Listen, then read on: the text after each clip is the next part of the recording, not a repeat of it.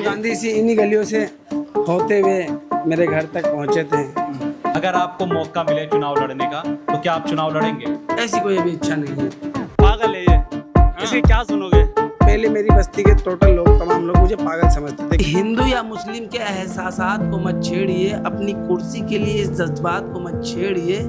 अगर गलती बाबर ने की तो जुम्मन का घर क्यों जले, इस नाजुक वक्त में जज्बात को मत छेड़िए।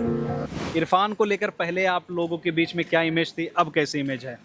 नहीं, इरफान भाई शुरू से बहुत अच्छे रहे और सारी कॉलोनी वालों के साथ में रहते और सबको अपना भाईचारा, एक यानी कि आपस में अपना, हम इरफान के दोस्त थे लेकिन कभी किसी से ना तो कोई गलत बोलते हैं और ना ही किसी से, हमेशा अपनापन दिखाते हैं, सबको प्यार देते हैं। इरफान भाई जितनी भी बातें करते हैं बहुत अच्छी करते हैं और बाकायदा ये बच्चों को बिठाकर और बच्चों को, हम यार दोस्तों को इकट्ठा कर पहले जब इन सब चीज़ से दूर थे तो वो हम सबको बहुत समझाते थे। तो कुछ कॉलोनी के हम जैसे यार दोस्त में मतलब हटा यार, पागल है ये, इसे क्या सुनोगे? तो ये हंस के कहता था तुम एक दिन मुझे देखोगे। मैंने चलो भाई देखेंगे एक दिन। लेकिन जितना ये हमसे बातें करता था, हमेशा दुनिया की ही बातें करता था, यानी कि आज हिंदुस्तान में क्या हो रहा है, आज क्या चल रहा है। ये अगर यानी कि हिंदुस्तान में कुछ भी हो रहा है तो इसे सबसे ज़्यादा टेंशन होती थी, यार क्यों हो रहा है। मैंने पिल्लू भाई क्या हुआ? कह रहे यार मेरा दिमाग अभी आउट है यार, मत बोलो मुझसे। मतलब टेंशन दिखाई दे रहा हूँ। मैं यार ठंडा पी लो, आ जाओ। कि नहीं मैं पीऊँगा, बाद में पीऊँगा, तुम जाओ अभी। हमेशा यानी कि इंडिया की सोच ली है भारत की कि हमारा देश कैसे तरक्की ले ले। अच्छा, यानी कुछ भी होता था तो आप लोगों को बिठा कर बताने लगते थे कि आज ये हुआ है, समझाते थे और हमें यानी कि उस अपना दर्द भी हमसे शामिल करने की कोशिश करते थे कि तुम मेरा कम से कम सुन लो मेरी बात को। लेकिन हम लोग सुनते थे। इनमें कोई बदलाव तो नहीं आया कि राहुल गांधी जी आकर इनसे मिल लिए? आज पूरा टेलीविजन मीडिया पर इनकी खबरें चल रही है, तो इनके अंदर कोई बदलाव तो नहीं आया है? नहीं ऐसी बात नहीं है। जब भाई पूरे दिन अगर आप बिजी रहते हैं तो जैसे भी इन्हें मौका मिल रहा था तो हमारे दौरे आ जाते हैं, मिल लेते हैं, हंसी मजाक कर लेते हैं, वो बातचीत सब होती है हमारी। ऐसी कुछ बात, कोई बदलाव नहीं है। ठीक है। और ये जो प्रोटेस्ट वगैरह में जाते थे उसकी कोई इंटरेस्टिंग कहानी है आपके पास? कभी कुछ इनके साथ ऐसा हुआ हो जो घर पे लेट आए हो या कुछ ऐसा? ये रात के है ना 12 बजे आते थे, 1 बजे आते थे और हमेशा हम जब हमें पता चलता था ना पिल्लू कहाँ है, हम पिल्लू ही कहते हैं। इरफान भाई असल में हमारा बचपन का दोस्त है और हम बचपन से साथ रहे हुए, तो हम पिल्लू ही कहते थे। क्यों? इसे कॉमेडी करने का और इन सब चीज़ का बहुत शौक था इन्हें शुरू से। इरफान भाई आ जाइए, आप भी आ जाइए। कैसी कॉमेडी करते थे आप? अरे मतलब आपस में यार दोस्त में बहुत ज्यादा हंसी मजाक करते थे। हमें सबसे हंसाने वाले भी यही थे। हाँ, अगर 10 जैसे कुछ बताइए, कुछ ऐसी कुछ भी बात ऐसा जोक मारते थे, हंसी आ जाती थी हमें। मतलब ऐसी मजाक जैसे ये हम सब हमसाए हैं, बचपन से साथ हैं, तो कुछ बचपन की कुछ यादें, चढ़ती जवानी की कुछ यादें, इस तरीके की चीज़ें रही हैं। उसके बाद जब अब तो सब ये इनकी शादी ब्याह कर रहे हो गए, सबके बाल बच्चे वाले हैं, तो अब जिंदगी में उस तरीके की बातें रहने गई हैं। या एक हमारे अपने लम्हे के बारे में बता रहे हैं। हाँ, तो ये जो कहानी आप बता रहे थे वो जो रात के 12 बजे वाली, उसको कंटिन्यू करिए। जब ये आते थे तो पता चलता था कि ये जंतर मंतर गए थे, तो हमें बहुत खुशी होती थी कि हमारा भाई, चलो हम नहीं जा पाते, कम से कम हमारा भाई गया था जंतर मंतर। NRC आंदोलन में भी, इन सब में ये जाते रहते थे। प्रदर्शनों में इनका है ना, शुरू से ही हमने इनको सुनते थे, तो ये हमें फ़ोन पे, यूट्यूब पे, किसी भी देखते थे तो ये हमें दिख जाते थे। मैंने देखा आज पिल्लू फिर भाग गया। तो आप लोग डरते भी रहे होंगे कभी कि मतलब यार ये जंतर मंतर चला जाता है, किसान आंदोलन में चला जाता है, कभी इसके साथ कुछ हो ना जाए? तो ये जब जाता था हम इससे भी कहते थे ना, भाई तुम जा रहे हो हमें भी लेके चलो। वो कह रहा भाई तुम मत जाओ, क्योंकि वहाँ बहुत डंडे और लाठी मुझे खाने पड़ती है, मैं बहुत ज़्यादा संघर्ष करता हूँ। मैं नहीं चाहता मेरे भाई तुम पिटो वहाँ जा करके, मैं नहीं जाऊँगा, तुम्हें जा रहा हूँ मैं। हम बहुत कहते चलो, लेकिन नहीं भाई, वो चोरी चुपके है ना, गोली फिट करके कहीं ना कहीं को बात बना के ये निकल जाया करता था। मैं साथ कभी नहीं लेके गया। अच्छा, किसी को नहीं लेकर गया? कभी आप लोगों से कहा कि प्रोटेस्ट में शामिल हो, आंदोलन में साथ में चलो, कैसा कुछ? कभी ऐसा इन्होंने इसलिए नहीं कहा कि है ना, देखो हम लोग एक मिडिल क्लास से आते हैं, फिर प्लस हम पढ़े लिखे नहीं हैं। अगर ये हमारे बारे में काफ़ी सोचते थे कि अगर तुम्हारे साथ कोई ऐसा हादसा हो जाएगा, कोई ऐसा वाक़या हो जाए, तो तुम घर गृहस्थी वालों, जिम्मेदार लोग हो, घर के चलाना हमारी जिम्मेदारी है। अगर तुम्हारे साथ कुछ ऐसा जाए तो इस जिम्मेदारी को मैं जवाबदेही मैं नहीं किसको दूंगा। मैं राहुल गांधी जब आए थे तब आप यहाँ पर थे? मैं था, लेकिन मैं अपनी दुकान पर था। मैंने वहीं से देखा था। जब मैंने देखा कि मेरे भाई के दौरे राहुल गांधी आया तो मैं बहुत खुश है। और ऐसी बात नहीं, मैं ही खुश नहीं हूँ, ये पूरी कॉलोनी इनसे खुश है कि पूरी कॉलोनी इनसे मोहब्बत करती है। कभी कॉलोनी में इनके कभी किसी से विवाद, कभी लड़ाई, ऐसा कुछ कभी तो रहा है? नहीं, ऐसा तो कभी मतभेद किसी से इनका होया नहीं है। पूरी कॉलोनी इनसे राजी खुशी रहती है और हर पूरी कॉलोनी इनसे मिलती जुलती रहती है। पूरी कॉलोनी से इनका दिल साफ। बहुत अच्छे आदमी है, बहुत भले आदमी है। हम कोई परेशान हो जाता था, कोई पुलिस की कोई दिक्कत आए, सबसे पहले आगे खुद आगे खड़े हो जाया करते थे, क्योंकि हमें इतनी नॉलेज नहीं है किसी भी चीज़ की बोलना अच्छा, की। जब भी यहाँ पर पुलिस वगैरह आती थी, हाँ, किसी भी कोई तकनीकी कोई परेशानी आ गई, हम पे कोई छोटी मोटी कोई बात हो गई, तो हमें कोई नॉलेज नहीं। मुझे सबसे पहले इरफान खुद अपने आगे आते थे, मैं हूँ भाइयों के लिए खड़ा हुआ। जो भी अच्छी बुरी बात करनी हो तो खुद करते थे, सब हैंडल खुद ही कर लेते करते। अपना दिन रात यहीं अपना पढ़ाई करते रहते हैं मोबाइल में, और वो अपना सीखते रहते हैं मोबाइल से अपने भविष्य के लिए। कुछ ना कुछ ये पढ़ते रहते हैं, देखते रहते हैं। देखते रहते हैं। धूप में भी, इतना धूप, कड़ी धूप में भी यहीं बैठे बैठे अपना पढ़ते रहते थे। मैं वहाँ से चिल्लाती थी, पिल्लू, मतलब प्यार से हम लोग पिल्लू इनको नाम है, तो पिल्लू क्या कर रहे इतना गर्मी में, तो करे कि हम अपने ज़िंदगी के लिए जी रहे हैं। तब अपना ना गर्मी लगती है, ना धूप लगती है, ना ठंड लगती है, मतलब अपना लगते हैं। अच्छा, कड़ी धूप में ये यहीं पर बैठ जाते थे और ये जो भी देश में चल रहा होता था उसके बारे में जानकारी लेते थे। जी, हमारी जो बस्ती है 2006 के छठे महीने में दिल्ली के अलग अलग कोनों से तकरीबन 20 साल हो गए। 20 साल पहले ये कॉलोनी जो है अलग अलग हिस्सों से आके जो है यहाँ बसी गई। तो शुरुआती दिनों में बहुत ज़्यादा परेशानी का सबब रहा और बहुत ज़्यादा परेशानी का सबब रहा। फिर धीरे धीरे अपनी जीविका चलने लग गई, खाने कमाने लग गए। और फिर जो है जो जहाँ सलम होता है ना, जहाँ गरीब होता है, वहाँ पे बहुत सी चीज़ें होती हैं। जहाँ गरीब वहाँ क्राइम भी होता है, मैं बार बार कहता हूँ। हमने यौन हिंसा के ऐसे मामले देखे हैं जिसकी कल्पना आपके कैमरे पे भी नहीं कह सकते, आप कर भी नहीं सकते। हर उम्र हर रिश्ते को तार होते देखा है।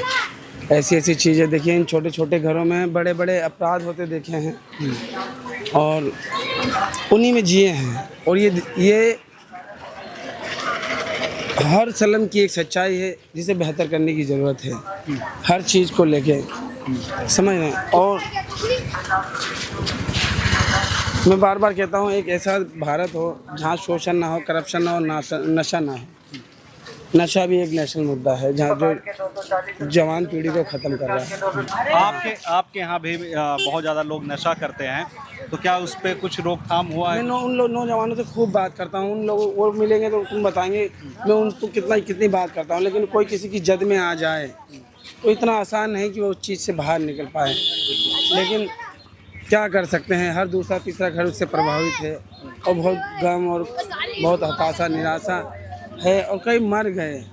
और यहाँ से लक्ष्मी नगर लोग लेडी से काम करने जाती हैं। हमारे यहाँ कॉलोनी में आधी आबादी बंगाल से आती है।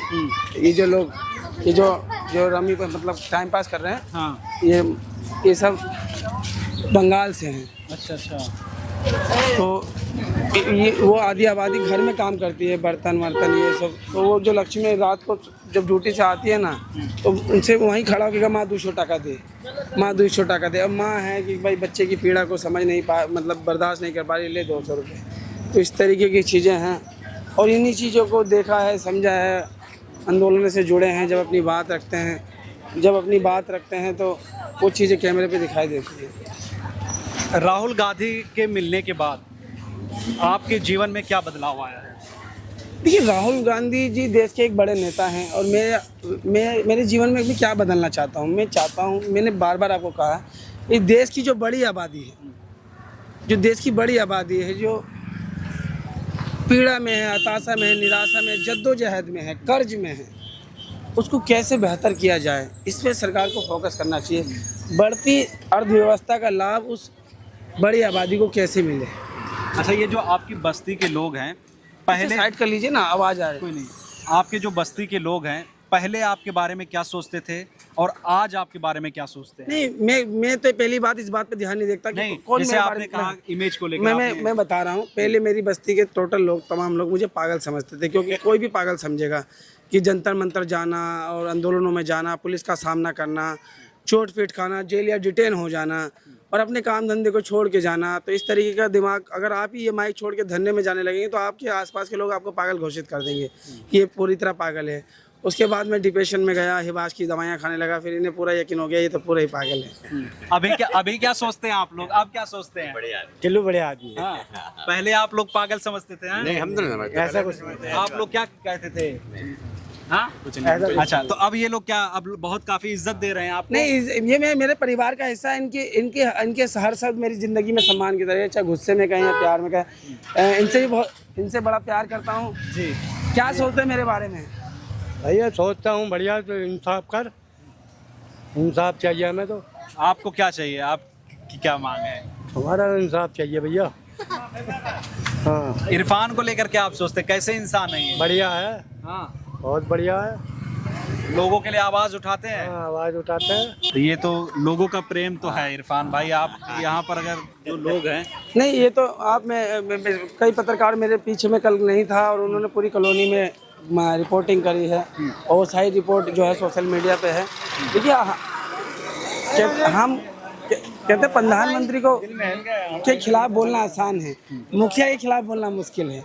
तो हमने शुरुआत मुखिया से करी है, बाद में प्रधानमंत्री तक पहुंचे हैं। एक कहावत नहीं है कि प्रधानमंत्री का जो विरोध है ना आसान है, लेकिन मुखिया का बाबू मुखिया घर के बगल में रहता है, उसका विरोध भारी पड़ जाएगा। मुखिया का विरोध आपने किस तरीके से किया था और किस चीज को लेकर किया इस था? तरीके से किया था कि मेरी बस्ती में जिस तरीके से युवा पीढ़ी को बर्बाद किया जा रहा था, अलग अलग स्तर पे इलीगल काम के तहत, जैसे नशा, जुआ, ये वो, तो जब ललन टॉप जैसी बड़ी एजेंसी इंडिया टुडे के माध्यम से जब वो आए, तो मैंने बिल्कुल खुले मन से कहा ये हम आपके इस जुल्म को मानने से इनकार करते हैं, आपको बेहतर व्यवस्था देनी होगी। मेरे जो बच्चे चले गए वो चले गए, लेकिन दूसरी पीढ़ी पे आँच नहीं आनी चाहिए। उसके बाद उसका असर दिखा, तो हम मुखिया से शुरुआत करते हैं, हाँ, नीचे से। तो अब आपने उनके खिलाफ बहुत कुछ बोला। हाँ, मतलब मैंने बोला, उसका असर है। और मैं चाहूँगा कि देश के हर गली मोहल्ले, हर गांव कस्बे में, हर शहर में एक साफ सुथरा वातावरण हो, समझ रहे हैं, और एक ऐसी व्यवस्था हो जहाँ गरीब मिडिल क्लास एक खाता कमाता आदमी पुलिस से डरे ना, अपनी पीड़ा जाके समक्ष रखे और पुलिस उसका समाधान भी करे।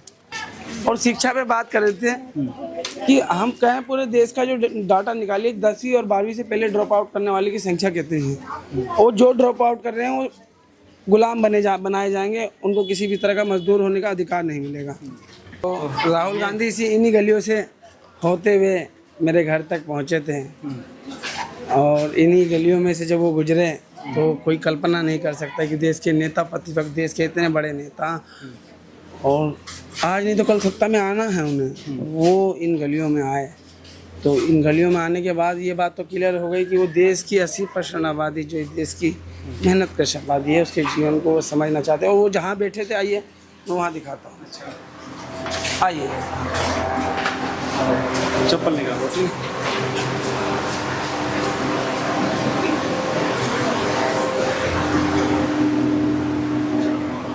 अच्छा, ये जगह थी, यहाँ पे आप आ जाएंगे इससे। कोई नहीं, यहाँ पर राहुल गांधी जी आए थे। यहाँ राहुल गांधी जी बैठे, जहाँ मैं बैठा था, और जब यहाँ बैठे तो मैंने उनके समक्ष देश की सारी पीड़ा रख दी कि सर,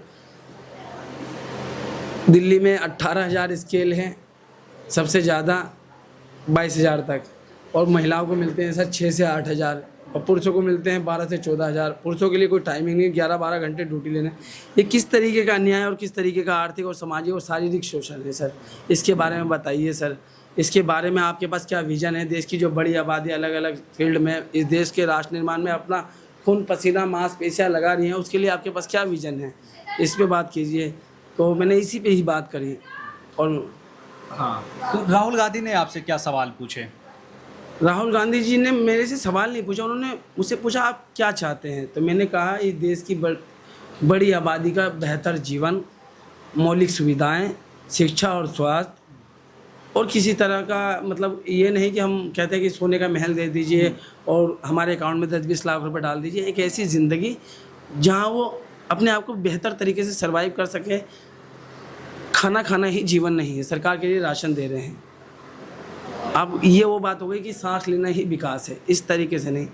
इंसान की जीवन की अपनी ही ज़रूरतें हैं, जिम्मेदारी हैं, और ज़िंदगी की अपनी ही एक नियम और कायदे हैं।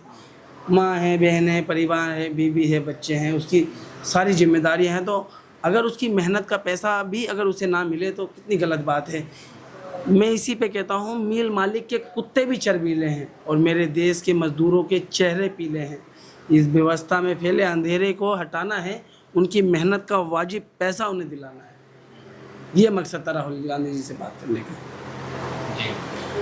भारतीय जनता पार्टी का जो काम है पिछले 12 सालों में, वो आपको कैसा लगता है? इसके बारे में आपकी क्या सोच है? रुकिए 1 मिनट, थोड़ा सा बाहर जाइए।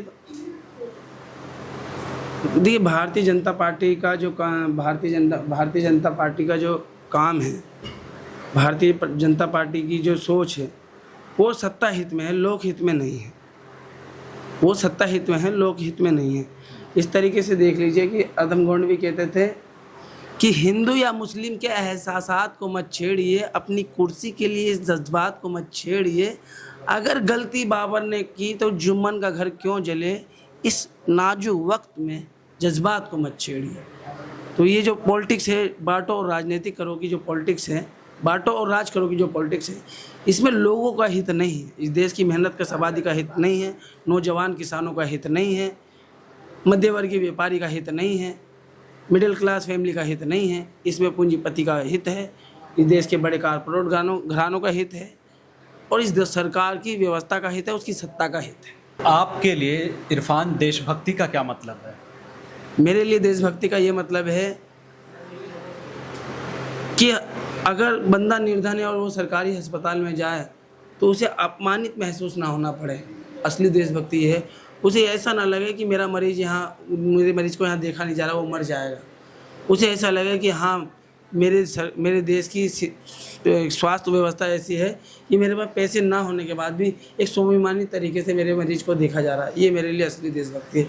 मेरे लिए असली देशभक्ति ये है कि कोई भी व्यक्ति बेकफन इस दुनिया से, उसे सामाजिक जो सम्मान के तौर पे दिया जाता है, इस तरीके ना उसे इस तरीके से उसकी ज़िंदगी हो कि वो स्वाभिमानी तरीके से जिए, अच्छी तरीके खाए पिए, शिक्षा हासिल करे, और उसे मरने के बाद भी किसी और का सहारा ना लेना पड़े।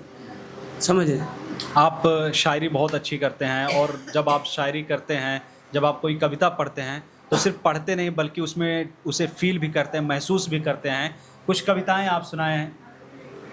कुछ कविताएं मैंने आपको बताया कि सबसे पसंद कौन है आपको सबसे ज़्यादा? सबसे सारे पसंद हैं, और आदम गोंडवी जी को मैं, क्योंकि वो मज़दूरों के, गरीबों के और नौजवानों के इस व्यवस्था ने नई पीढ़ी को क्या दिया, इस व्यवस्था ने नई पीढ़ी को क्या दिया, सेक्स की रंगीनियाँ और गोलियाँ सल्फास की। तो इस तरीके की व्यवस्था पे तंज था आदम गोंडवी का कि इस व्यवस्था ने नई पीढ़ी को क्या दिया, सेक्स की रंगीनियाँ और गोलियाँ सल्फास की। तो इसी तरीके से हमारे मैंने कई नीरज की जो लाइनें मैंने हैं कि सपन जड़े फूल से, मीत चुभे सूल से, लुट गया सिंगार सभी बाग के बबूल से, हम खड़े खड़े बाहर देखते रहे, कारवां गुजर गया गुबार देखते रहे, नींद भी खुली न थी कि हाय धूप डल गई, पाँव भी उठे न था कि जिंदगी फिसल गई, पात पात झड़ गए, साग साग जल गई, चाहत तो निकल सकी ना पर उम्र निकल गई। ये सब चीज़ें, ये पीड़ा ये दर्शाती है कि हताशा और निराशा क्या चीज़ होती है। अगर मोदी जी आपकी कोई एक बात सुने तो आप उनसे क्या कहना चाहेंगे? इस देश की जो सबसे बड़ी आबादी का जीवन संवार दीजिए। आप उन्हें लाभ भारतीय मत बनाइए। वो आपसे कुछ मांग नहीं रहा। वो अगर फैक्ट्री में है तो उसको मेहनत का वाजिब पैसा दे दीजिए। पूरे देश में एक सामान्य न्यूनतम मजदूरी हो। अलग अलग राज्य में अलग अलग न्यूनतम मजदूरी है। दिल्ली में 18 और यूपी में 13 या 14 या हरियाणा में 15, इस तरीके से नहीं। पूरे देश में एक न्यूनतम मजदूरी हो। 18 तो 18 ही हो, 22 हो तो 22 हो, और जो वो हो तो ज़मीन पे दिखाई देनी चाहिए। मजदूरों के हितों में उसकी मेहनत का पैसा वाजिब दे दीजिए।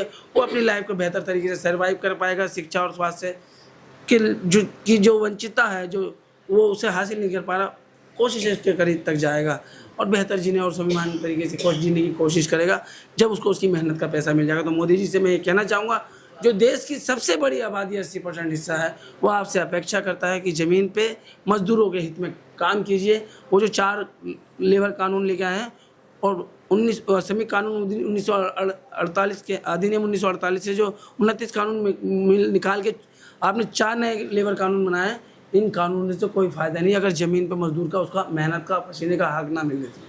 मैं चाहता हूँ मोदी जी से एक सवाल में, इस देश की ये घी चिपड़ी बातें करते हैं, मन की बातें करते हैं, लोगों की मन की पीड़ा नहीं समझ रहे। अपने मन की बात बता रहे हैं, लोगों की मन की पीड़ा समझ नहीं रहे। समझ रहे, जिनके मन में बात है उनके मन में पीड़ा है, और पीड़े वाले की सुन नहीं रहे, बात वाले की सुना रहे हैं। तो मोदी जी से हम यही चाहेंगे, अरे उनका टोटली ध्यान कारपोरेट घरानों की तरफ है, पूंजीपतियों की तरफ है। आप आप सभी देश की बड़ी आबादी के हाथ में तो पारस का पत्थर नहीं आया कि वो एशिया के नंबर 1 आदमी बन गए। और इनके मित्र आज देश के एशिया के नंबर 2014 के पास दिन दुगनी और रात चौगनी करी। आज वो इतनी तरक्की पे है, कैसे भाई? वो पैसा इस देश की मेहनत का आबादी का था, मिडिल क्लास का था, मजदूर किसान नौजवान का था। वो पैसा देश का था, लेकिन उसे प्राइवेट कर दिया गया और किसी एक व्यक्ति के अकाउंट में वो पैसा चला गया, जिससे कि इस देश का आर्थिक बहुत बड़ा आर्थिक नुकसान हुआ। 2014 से पहले भी देश को लूटा गया, 2014 के बाद भी देश को लूटा गया। बड़े स्तर पर देश के बाहर काला धन पहुँचाया गया, पहले भी और आज भी। इस देश के पढ़े लिखे नौकरशाहों ने, राजनेताओं ने और बड़े कारोबारियों ने और पूंजीपतियों ने इस देश को लूटा है, पहले भी और आज भी। इस देश की मेहनत का आबादी ने इस देश को बनाया है, पहले भी और आज भी। क्या इरफान कभी चुनाव लड़ेंगे? वक्ती कोख में क्या पल रहा है मैं क्या बताऊं। मैं एक छोटी सी और साधारण दुनिया से आने वाला व्यक्ति हूं और लोगों की बातें करता हूं। अगर आपको मौका मिले चुनाव लड़ने का तो क्या आप चुनाव लड़ेंगे? ऐसी कोई अभी इच्छा नहीं है, जन संघर्ष में ही रहेंगे। कल मुझसे कुछ पत्रकारों ने पूछा अगले 5 साल में कहाँ दिख रहे हो, तो सड़क में और पुलिस के डंडों में, पत्रकारों के कैमरे में।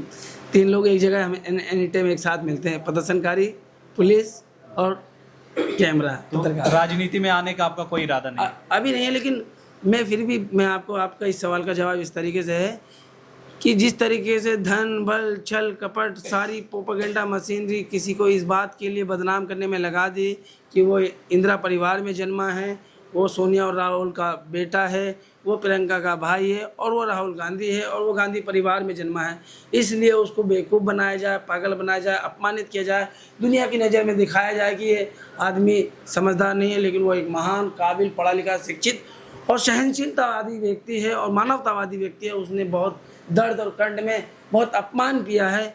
वो इस देश की मेहनत के आबादी के दर्द को समझना चाहता है, महसूस करना चाहता है और उसके पास एक विजन है इस देश की बड़ी आबादी के लिए। बतौर एक भारतीय मतदाता के नज़रिए से मैं गांधी और अंबेडकर और शहीद भगत सिंह की सोच को अपना मत देना चाहूँगा। राहुल गांधी के रूप में इस देश का प्रधानमंत्री देखना चाहूँगा, क्लियर और साफ। अपने मत का अधिकार इस तरीके से करना चाहता हूँ। राहुल गांधी क्यों आपको इतने अच्छे लगते हैं? इसलिए नहीं कि वो मेरे घर आ गए, मैंने उन्हें भी कहा कि आपने हमारी वादा खिलाफी करी तो हम आपके खिलाफ भी सड़कों पे आएंगे। इसलिए क्योंकि उस बंदे ने अपनी सहनशीलता दिखाई, सारी दुनिया की मशीनरी लगा दी गई उसे अपमानित करने में, इस वजह से कि वो गांधी परिवार में जन्मा है। कि और आप और हम नहीं जी पाते, आप और हम नहीं जी पाते। कल से मैं इतना परेशान हूँ कि मैं आंदोलनों में रहा हूँ, कुछ विचार मुझ पे भी है भी रहे हैं। लगातार आंदोलनों में रहने के चक्कर में आपको पता है कि जो मार्क्सवादी सोच के लोग हैं वो आंदोलन में बहुत बड़े स्तर पे अपनी लीड भूमिका में रहते हैं। जब आदमी आदमी के साथ रहता है तो उसका कुछ असर होता है। तो ऐसी नई उम्र में बातों का असर दिमाग पे रहा, लोग आकर्षित हो जाते हैं। कुछ बातें ऐसी वैसी हुई, तो कल तक हुई, तो मुझे कुछ लोगों ने इस तरीके के मैसेज आए कि ठीक नहीं था, तो मैं पीड़ा महसूस कर रहा, दुखी महसूस कर रहा। किस तरह के मैसेजेस आए? कि यह ठीक नहीं था इरफान, इस तरीके से आप किसी भी बात को लेके, जैसे 1-2 आप बता दें। किसी भी बात को लेके किसी को, मैं नहीं चाहता कि मेरी बात को लेके किसी की मन में पीड़ा या दुख हो।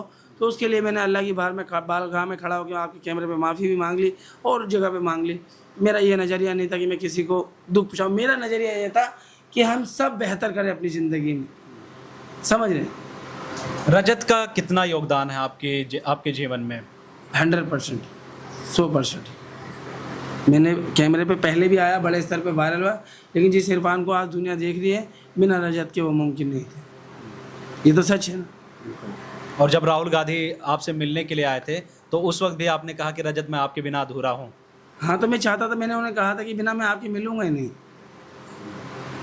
उन्हें मना किया गया था कि मीडिया का कोई भी डेलीगेशन आना नहीं चाहिए, मीडिया को ये बारे में पता नहीं चलना चाहिए। मैंने इस बात को इग्नोर करते हुए मैंने रजत को बुलाया, क्योंकि रजत की ही वजह से राहुल गांधी यहाँ आए, तो मैं रजत को कैसे छोड़ दूँ। साफ सी बात है, राहुल गांधी मुझ तक कैसे पहुँचे? वो रजत ही थे जिनकी वजह से राहुल गांधी मुझ तक पहुँचे। आज वो रजत बाहर हो जाए, ऐसा हो नहीं सकता, मानते ना। इरफान, कभी आपकी पहचान की वजह से, आपके नाम की वजह से कभी आपको कोई परेशानी उठानी पड़ी या आइडेंटिटी की वजह से कभी आपको कोई दिक्कतों का सामना करना पड़ा? हाँ, जिस तरीके से 2014 के बाद देश में एक दूसरी सबसे बड़ी अक्षरत के खिलाफ जिस तरीके का माहौल बनाया गया, ऐसा तो है नहीं कि मैं उससे अछूता रह गया। हम सब ने उसका सामना किया, लेकिन हम इन चीज़ों को कभी गंभीरता से नहीं लेते। क्योंकि हम इस देश के हैं, ये देश हमारा है। जो इस मट्टी को माथे पे चंदन समझ के लगाते हैं, खुदा की कसम उसमें पूरा समा जाएंगे। हमारे शरीर का रोम रोम रेशा रेशा मट्टी में मिल जाएगा, हड्डी का कण कण इस मट्टी में मिल जाएगा। तो हमें किसी से सर्टिफिकेट लेने की ज़रूरत नहीं है। हम और हमारे पूर्वज इस मट्टी में समा गए। तो आज जब आपको पूरा देश सुन रहा है, आपकी तारीफ़ कर रहा है, आपकी सराहना कर रहा है, तो आपको कैसा महसूस हो रहा है? मैं इसके लायक नहीं हूँ, मैं बिल्कुल भी इसके लायक नहीं हूँ, लेकिन मैं उनका शुक्रगुजार हूँ और खुदा की बारगाह में मैं उनका कर्जदार रहूँगा जो मुझे इस नज़रिए से देख रहे हैं। और इससे ज़्यादा मैं क्या कह सकता हूँ। 20 जुलाई को जब जंतर मंतर पे लाठीचार्ज हुआ, उसमें आपको चोटें आईं, उस वक्त उस दिन आपके साथ क्या क्या हुआ था, कैसे बर्बरता की गई? मैं ना हमेशा प्रदर्शन में फ्रंट लाइन पे रहता हूँ, पीछे नहीं आगे की तरफ रहता हूँ। तो मैं आगे की तरफ था और मुझे कोनियों से पीटा गया। सिविल वर्दी में था, मेरी जांघ में पैर फंसा के यूँ मारा गया। और जब मैं भागने लगा तो मेरे पैर की उंगली नखून उखड़ गया। देखो नखून जो है अभी तक ठीक नहीं हुआ, बहुत तकलीफ थी। इसके बावजूद भी जब धर्मेंद्र प्रधान का इस्तीफा हुआ तो आप बहुत खुश थे। मैं होली खेल के, मतलब सब होली खेल रहे थे, बहुत खुश था। तो पता है, खुश इस बात के लिए नहीं था कि इस्तीफा, खुश इस बात के लिए था कि वो कह रहे थे ये दहशतगर्दों की बी टीम है। वो किसान आंदोलन के टाइम में खालिस्तानी बता रहे थे। उनके घमंड और अहंकार को चूर किया इस देश के संविधान ने, गांधी की सोच ने, अम्बेडकर की सोच ने कि चलेंगे तो गुरु संविधान से ही, चाहे कितनी ताकत दिखा लो, अहंकार दिखा लो, चलोगे तो मौलिक अधिकारों से ही। और वो बात बहुत अच्छी थी कि राजनाथ सिंह कहते इस्तीफा नहीं होगा। और पहली सबसे बड़ी बात, लोग डरे हुए थे, निडरता दिखाई लोगों को। 20 तारीख के बाद भी, इतनी बड़ी हिंसा होने के बाद, पुलिस द्वारा हिंसा हुई थी, वो आम प्रदर्शनकारी द्वारा नहीं। जिस तरीके से पुलिस पे ही आरोप लगे कि उन्होंने महिलाओं को पीटा द्वारा और प्रदर्शनकारियों को मारा। राहुल गांधी जी बता रहे कि उन्होंने अलग अलग तरह के शस्त्र और आपने बताया ये बात यहाँ पर जब राहुल गांधी आए थे? हाँ, मैंने बताया था उन्हें। इसके 20 जुलाई जंतर मंतर पे जो हुआ था उसकी बात भी आपने राहुल गांधी को बताई थी? नहीं, मजदूरों की बात अच्छा, बताई। मजदूरों की बात आपने बताई। उस आंदोलन से जुड़े हुए कि सर आपने समर्थन किया था, अच्छा है ये वो ये। अच्छा। तो फिर जिस तरीके से राहुल जी ने कल बताया कि देश के नौजवान जो दिल्ली में थे, उनके ऊपर दिल्ली पुलिस ने अलग अलग तरीके की चीज़ों का इस्तेमाल किया। इरफान, आप पर एक आरोप ये लगता है कि आप कांग्रेस के बहुत बड़े समर्थक हैं, कांग्रेस की विचारधारा से आप बहुत ज़्यादा उसको विचारधारा से जुड़े हुए हैं।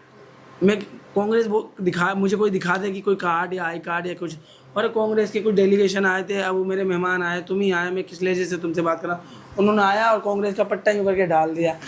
और राहुल गांधी जी आए थे, तो मेरे बतौर इंसान मेरी ये थोड़ी ना यार हस्ती है कि मैं कहूँ कि ये क्यों पहना रहे हो, एक फ़ोटो लेनी थी ले लिए। लेकिन मैं राहुल की सोच का समर्थन करता हूँ, उसके कद और वो जो पीड़ा समझते हैं इस देश के मजदूरों की, उसका मैं बह नहीं रहा हूँ। मैं एक प्रदर्शनकारी हूँ, सदा सदैव विपक्ष में रहूँगा। आज ये नहीं, कल वो नहीं, कोई और। लोगों के सवाल और जवाबदेही उनसे की जाएगी, सड़कों पे आगे की जाएगी, ऐसा कुछ नहीं है। अच्छा, मैं राहुल जी की अच्छा, आपको सारी दुनिया गाली बकने लगे, आप ये भी उम्मीद ना रखें कि कोई मेरे साथ आके ये कहे कि आपको डरने की ज़रूरत नहीं। अब इसको कोई आपको हौसला दे।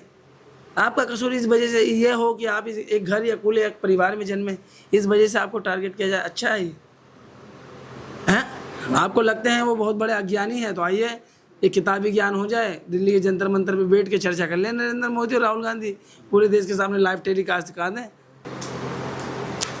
और ये वही जगह है जहाँ पर इरफान के मुलाकात हुई थी राहुल गांधी जी से। लेकिन इरफान ये चाहते हैं कि इरफान की जो पहचान है वो इरफान के विचारों से बने, इरफान की सोच से बने, ना कि राहुल गांधी यहाँ पर आए। ठीक है, इरफान के विचार उन्हें अच्छे लगे तो यहाँ पर आए उनसे मिलने के लिए, इन्हें बताने के लिए कि मज़दूरों के साथ हैं।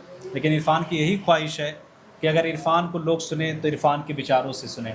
और जब इरफान कोई बात कहते हैं किसी चीज़ को लेकर, तो सामने वाला इंसान जो सुनता है उसे महसूस करता है, वो सोचता है कि इरफान तो उसके हक की बात कर रहा है, उसके जज्बातों की बात कर रहा है। यही रीज़न है कि आज पूरा देश इरफान को सुन रहा है। बहुत बहुत शुक्रिया। मैं ताबिश खान, फौज मीडिया से कैमरा पर्सन अशरफ के साथ।